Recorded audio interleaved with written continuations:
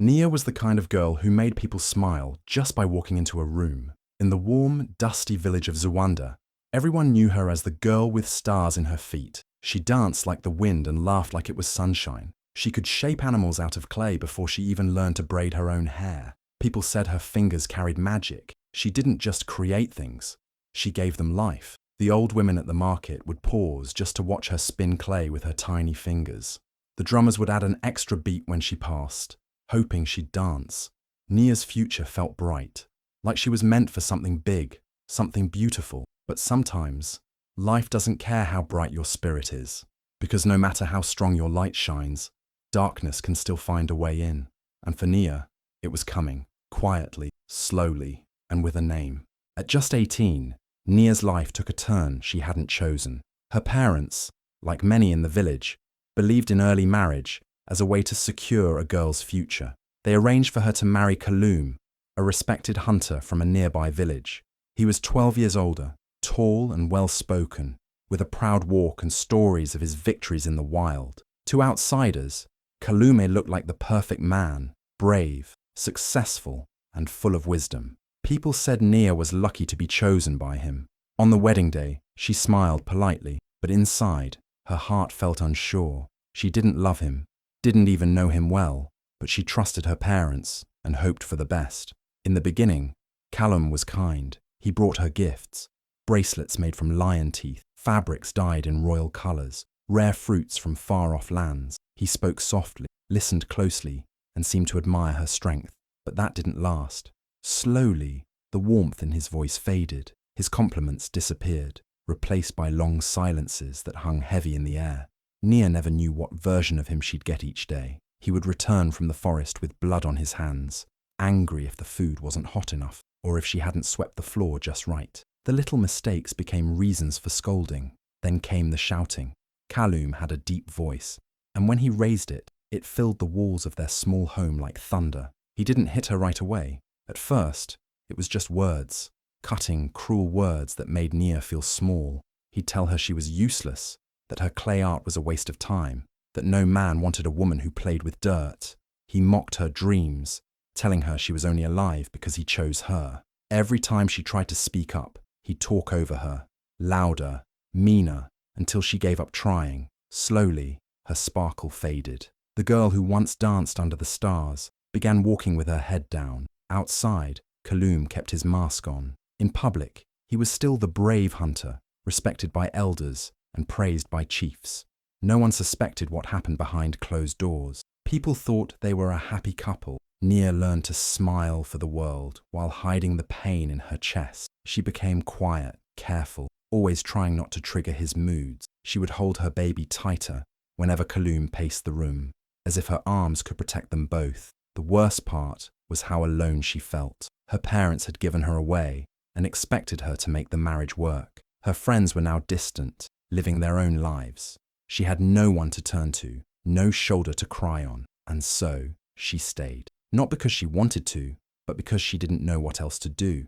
Her dreams were shrinking, her world growing darker each day. She missed the version of herself who used to smile at the sun, who used to shape tiny clay birds with joy. That girl felt like a memory now, like someone she once knew, and still, deep inside, something in Nia refused to break completely. Something small, but strong, held on through the storm. But even that strength would be tested sooner than she imagined. That night started like any other. The fire crackled gently in the corner, and Nia served the evening meal with quiet care. Kaloum sat with his usual cold stare, chewing slowly, barely speaking. Nia had cooked his favorite dish, hoping it might ease the weight in the air. But as she sat down beside him, she did something small, something most wouldn't think twice about. She asked him a question. "Why don't you let me teach Quito to work with clay?" she said softly, her eyes hopeful, her voice gentle. Kaloum froze. His jaw tightened. The silence that followed wasn't empty. It was dangerous. In the next moment, everything changed. Kaloum stood up so fast his stool tipped over. His face twisted into something ugly, something wild. He shouted, calling her useless, saying her clay was cursed, that her ideas were foolish. Nia stood her ground, trembling, but brave. "He's our child," she said. "He should learn more than hunting." That was it. That was the spark. Kaloum's rage exploded like fire meeting dry grass. He lunged at her, and before she could move, his hands gripped her arm. He twisted, hard. The sound of the bone cracking was louder than her scream. Pain shot through her like lightning. She collapsed, clutching her arm, her breath gone. Their baby, Quito, cried in the corner, too young to understand, but sensing something terrible had happened. Nia's tears mixed with sweat and dust as she lay on the floor, her arm bent in a way it was never meant to be. The man who once promised to protect her now stood over her, breathing heavily, eyes burning with fury, and then he walked away. No apology, no guilt, just silence and footsteps fading into the night. Time moved strangely after that. Minutes felt like hours. Her pain was unbearable, but the shock ran even deeper. How had her life reached this point? How had the joyful girl from Zwanda become a woman lying broken on the floor in front of her child, with no one to hear her cry? Her dreams scattered around her like broken pieces of pottery. She couldn't stand. She couldn't scream loud enough to call for help. All she could do was hold her child close with one arm, the other hanging limp and lifeless. That night, something inside her cracked too.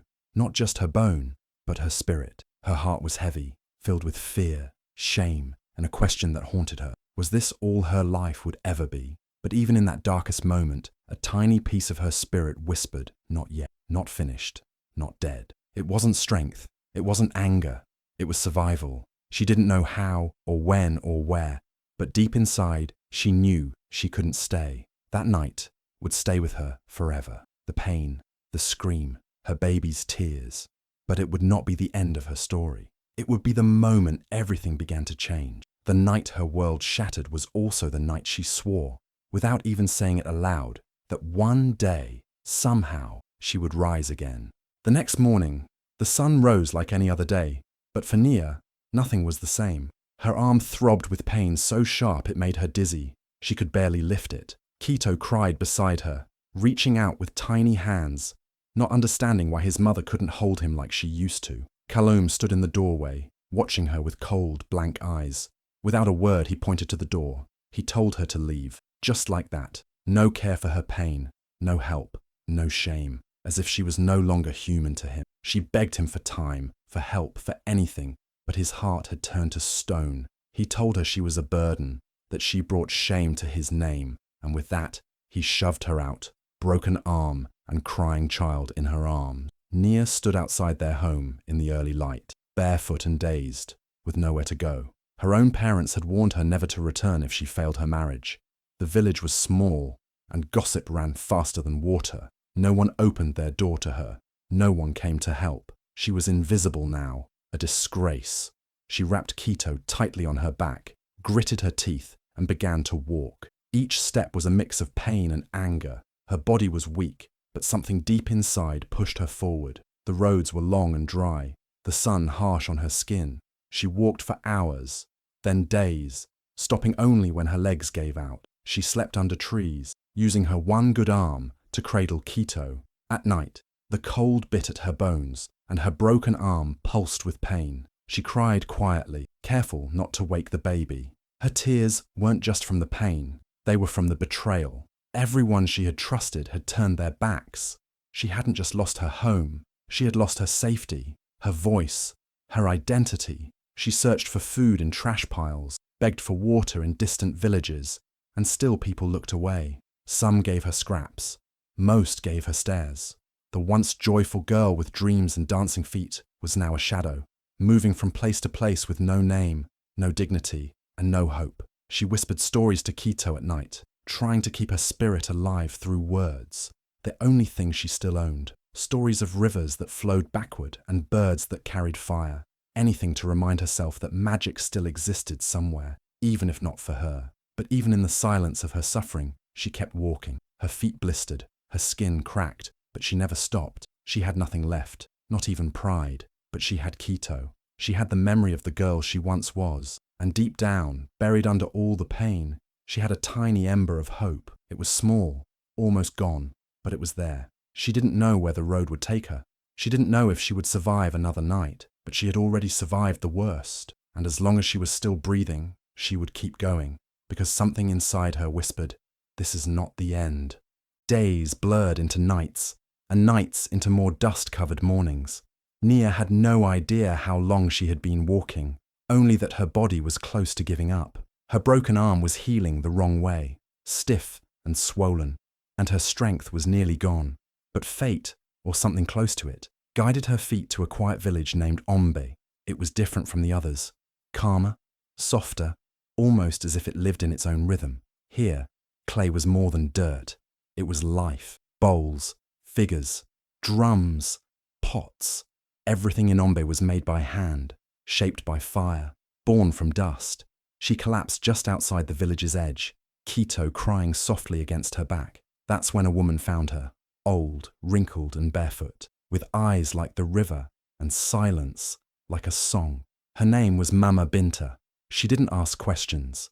She simply lifted Quito from Nia's back, laid Nia down on a mat and whispered, "Rest now, child. You're not done yet." Mama Binta's hut smelled of smoke and wet earth. It was filled with clay pieces, some broken, some shining in the sun. Slowly, with time and herbs, she helped Nia's arm heal. It would never be straight again, but it could still move. It could still feel. Nia watched the villagers mold clay every day, their hands spinning stories out of mud. Something stirred in her, something old, something almost forgotten. One morning she picked up a piece of clay. Her fingers trembled, the pain in her arms sharp, but she pushed through it. She shaped a small bird, lopsided, rough, but alive. That night, she cried, not from sadness, but from memory. For the first time in so long, her hands remembered who she was. She began working slowly, every day. Her fingers moved stiffly at first, like waking from a long sleep. But each time she touched the clay, her heart grew a little lighter. The clay didn't judge her. It didn't care about her past.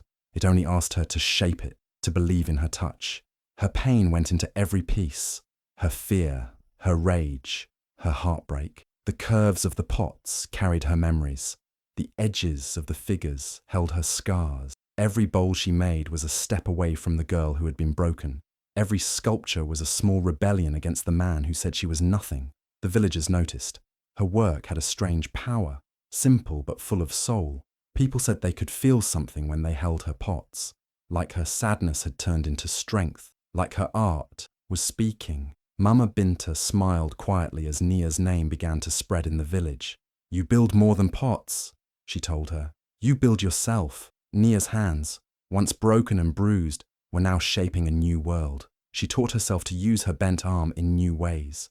She didn't hide it. It became part of her art, part of her story. Her style was different from the others, deeper, raw. People from nearby villages began to come, asking for her pieces. She still had little, but for the first time, she had purpose. She had peace. And with every figure she molded, Nia wasn't just making art. She was building her life again, from dust, from memory, from fire. Her hands were no longer just tools. They were her power, her voice, her way back to the light. In the quiet village of Ombbe, life moved slowly, but Nia was changing fast. Once her strength returned, she began watching the potters more closely, not just with wonder, but with deep hunger to learn. Every day, after feeding Quito and sweeping Mama Binta's courtyard, she would sit beside the elders, eyes fixed on their hands as they shaped wet clay into beauty. At first, she only watched. Then, slowly, she began to ask questions. "Why do you use water that way? Why do you carve this shape here?" The elders saw something in her, respect, curiosity, and a spark of raw talent. They began to teach her not just how to shape the clay, but how to understand it. Nia learned about the fire kiln, how the heat had to be just right, how timing was everything. If the fire was too fast, the pottery would crack. If it was too low, it would stay soft and useless. She learned patience through the flames. She listened as the old women spoke of sacred patterns passed down from their grandmothers, symbols that told stories of rain, of birth, of courage. She practiced those shapes with her shaky fingers, again and again, until they felt like a second language. She wasn't just making bowls anymore. She was learning a legacy. Her arm, though healed, remained bent and stiff. In the beginning, it frustrated her. She couldn't twist or hold the clay the same way others could. But one night, Mama Binta told her, "Don't fight your scar, shape around it." And Nia did. She changed her grip. She carved deeper, differently. Her style became bold, uneven in a way that felt alive. The curves of her pots leaned like wind-blown trees. Her figures had eyes that looked like they'd lived through storms. Her brokenness was now her signature. Soon the villagers noticed. Her pots weren't perfect, but they carried something more. Emotion, truth. People began buying her work. A woman wanted a bowl to remember her late husband. A boy gave his mother one of Nia's tiny animals for her birthday. Slowly, coins began to gather in the corner of her mat. She bought her first new dress in years. She smiled again, without fear, and then something bigger happened. Traders from neighboring villages saw her pieces and asked to carry them. "Who made this?" they'd ask. "It feels different." Word spread. Not far, not fast, but wide enough that her name began to travel with the wind. They called her the woman with the bent arm, who molds from fire, they called her. And Nia didn't hide anymore. She stood tall at the market. She told her story with her eyes and her art. She no longer needed anyone's approval. Her past no longer owned her. What once broke her had become her power. She was still healing. There were nights when she'd wake from old nightmares, times when she'd flinch at sudden sounds. But every time her hands touched clay, she felt steady again. She felt strong. And when Quito sat beside her, helping her pat the clay into shapes, she knew she wasn't just rebuilding her life. She was building his future too. Clay had saved her. Fire had shaped her. But it was her will, her pain, and her love that turned her into something unbreakable, something unforgettable. Years passed, like pages turning in a book, and Nia's hands never stopped shaping. Her small clay figures had reached markets far beyond Ombbe. Traders spoke her name in places she had never seen. But even with growing respect, she had never stepped into the spotlight. That changed when she was invited to the Fire Festival, a grand celebration where the finest artists from the 5 regions competed. It was an honor and a challenge. Nia hesitated at first.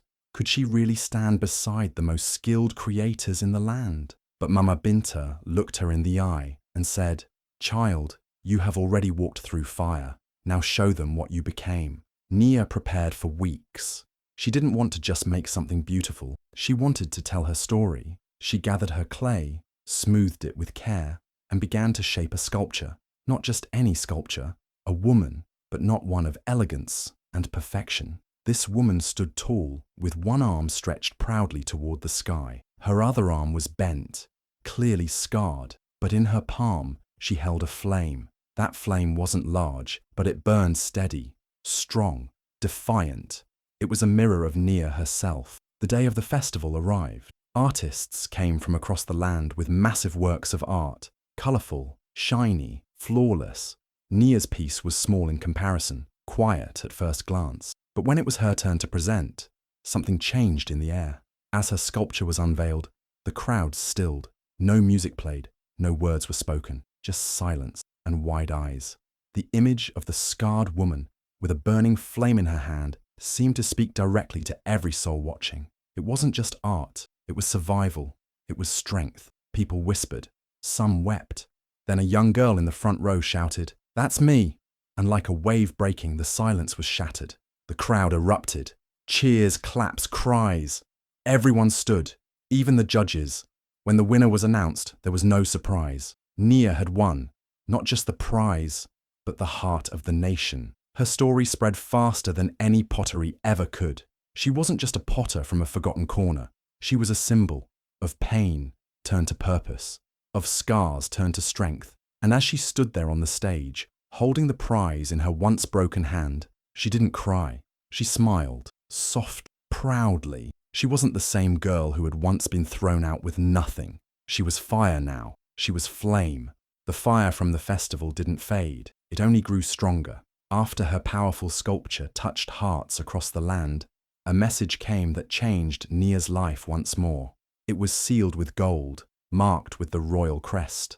The Queen of Nyambe herself had seen her work and was deeply moved. She invited Nia to the palace to discuss a sculpture garden, a space where Nia's art could live forever, where stories of strength and survival could rise from the earth like sacred memories. Nia stood at the palace gates with her son by her side. The same hands that once searched trash for food now held the Queen's hand in greeting. Her arm, still bent, was no longer a weakness.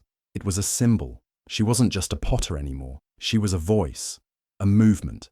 The Queen welcomed her like a sister, not as someone broken, but someone reborn. Nia was given land beside the palace to build her sculpture garden. She filled it with powerful forms, women with wings, girls standing on drums, mothers carrying fire in one hand and babies in the other. Each piece told a story not just of pain, but of power found after pain. But Nia's vision didn't stop with art. She remembered all the girls in villages like hers, silent, scared, unseen. So she used her prize money, and with support from the queen, opened a pottery school just for them. A place where broken girls could come with empty hands and leave with full hearts. She taught them to mold clay, yes, but also to speak their truth, to find rhythm in their stories, and to believe in their scars. Girls from nearby villages came with nervous eyes and shaky hands. Nia welcomed each one. She taught them how to shape bowls and shape courage. She told them, "Your hands are your voice, your pain is your power." The village that once threw her out now sent their daughters to learn from her. Even men who once laughed at her came to buy her work. Her name traveled far, across valleys, through markets, even into foreign lands. She was invited to speak, to teach, to share. Her sculptures were placed in city centers and sacred halls. The woman whose arm had been broken by cruelty was now embraced by royalty, artists, and leaders. But she never forgot where she came from. Every evening, she still sat by the fire, shaping clay with Quito beside her. And sometimes, when she held the soft earth between her fingers, she would look at her hands, scarred, bent, and strong, and smile. The same hands once crushed now built worlds. The same hands once trembling in fear now lifted others toward light. Her power had returned, not through revenge, but through purpose. And this time, it would never leave her again. The day was hot, the air thick with dust, when Kaloum returned. No one announced him. He simply appeared at the edge of the sculpture garden, a shadow of the man he once was. His clothes were torn, his face hollow, and his eyes, those eyes that once burned with anger, now trembled with shame. Word had reached him. Even in the far places he had wandered, he had heard of Nia's rise, her fame, her power, her art. The girl he once broke was now a woman who shaped nations with her hand. He stood there quietly, unsure of how to speak. Years had passed, but the memory of what he had done weighed heavy on him. When Nia stepped out and saw him, she didn't flinch. She didn't step back. She stood still, her spine straight, her presence calm. Quito, now older, stood beside her, eyes watching carefully. Kaloum dropped to his knees. His voice was dry, almost a whisper. "Nia," he said, "I have nothing. I've lost everything. I was wrong. I was a fool." He reached out his hand, not to grab, not to hurt, but to beg. "Please, forgive me." But the woman before him was not the girl he once silenced. She didn't shout. She didn't cry. She didn't even smile. She looked at him with eyes full of history and fire. "You broke me," she said softly, "but I put myself back together. Not for you, for me, for him." She nodded toward Quito.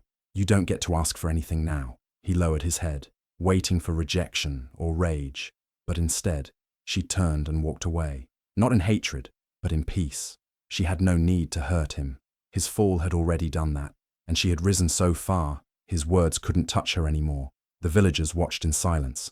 They had seen what he had done, and now they saw who she had become. Not a victim, not a survivor, a creator, a leader, a legend. As Kaloum faded into the background, one of the girls from Nia's school asked, "Was that the man who hurt you?" "Yes," Nia said calmly. "Will he come back?" Nia looked into the distance. "It doesn't matter. I won't ever be that girl again." And with that, she returned to her clay, her fire, her world, unshaken, unbent, unstoppable. He stood there waiting, thinking maybe tears would fall or anger would rise. But Nia did neither. She didn't shake. She didn't shout. She was calm, too calm, like water that had already survived fire. She walked toward him slowly, each step silent but full of weight. And then she raised her hand, the same one he had twisted, the one he had shattered on a quiet, cruel night. Her fingers moved gently in the air, showing the shape of the old scar. It wasn't hidden. It was a mark of her past, and she wore it like a crown. "This hand," she said, her voice soft but steady, "was once broken by you." Kaloum looked down, unable to meet her eyes. "But this hand also shaped lions from clay," she continued. It molded hope. It fed my son. It built a school. It made me queen of clay. She wasn't speaking to hurt him. She was speaking her truth, slowly, clearly, and everyone who heard her felt it in their bones. You shattered me, she said, not with bitterness, but with strength. I rebuilt myself. No one gave me power. I carved it with my own hands. And now, she paused, her eyes sharp and unblinking. Now I choose what I build and what I leave behind. Kaloum had nothing to say. He had come thinking she might still be that girl who cried when he yelled. But what stood before him was a woman made of flame and stone, soft but unbreakable. He saw clearly now. He had no place in her story anymore. She didn't need revenge. Her success was louder than any scream. Her peace was deeper than any apology. She had already won. Without another word, she turned and walked back into her garden, where her students shaped clay in quiet respect. Quito ran to her, wrapping his arms around her waist, and with her bent hand, the hand that once knew pain, she gently stroked his hair. That day, no one clapped, no one shouted, but everyone who saw it would remember forever how a woman who had been broken didn't just heal, she rose. And this time, she was the one holding all the power.